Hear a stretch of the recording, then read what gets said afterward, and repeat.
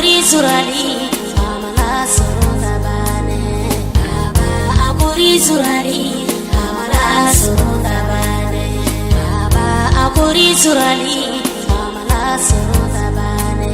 Baba akuri surali amala sorota amala akuri surali baba shegi amala akuri surali baba kudu waliyo akuri surali baba nyoro waliyo akuri surali baba nyoro kudu akuri surali baba waliyo karige akuri surali baba kudu karige akuri surali amala sorota bane.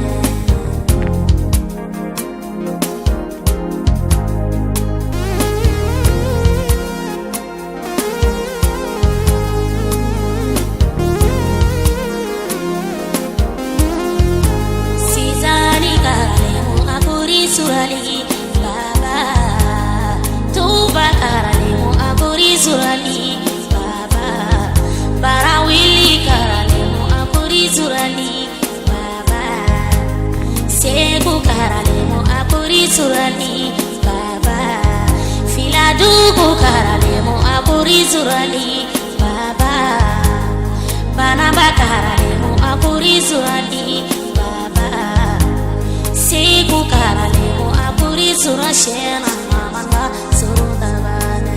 Baba akuri surali amala sorota bane. Baba akuri surali baba sorota bane. Baba akuri surali amala sorota bane. Divari karalemu akuri surali baba.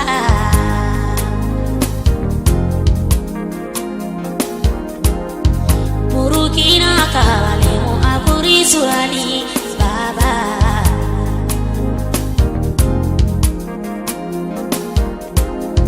Bamayare karalemu akuri surali baba.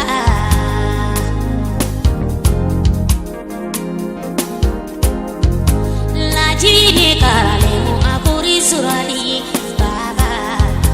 Faransi karalemu akuri surali amala sorota bane.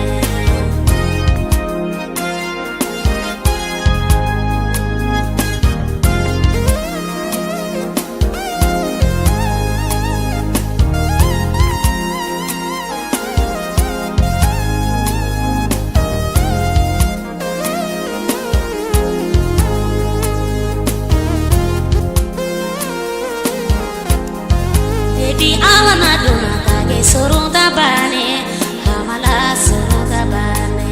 Baba akuri surali amala sorota bane. Wali ukanige ngashego amala baba kutubu kanige akuri surali nyoro sorota bane.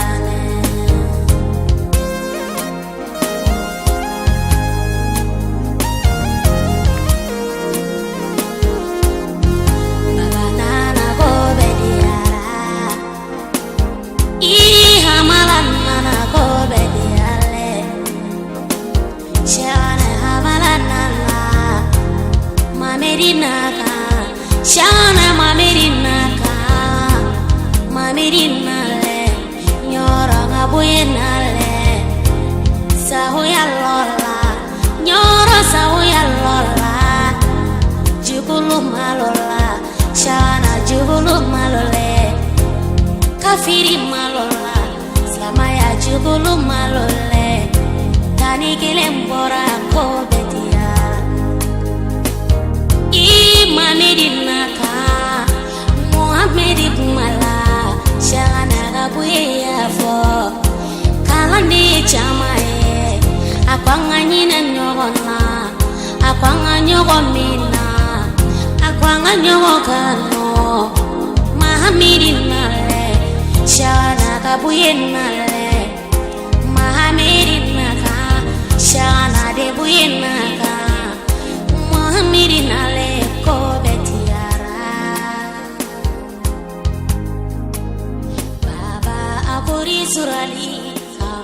sɔrɔ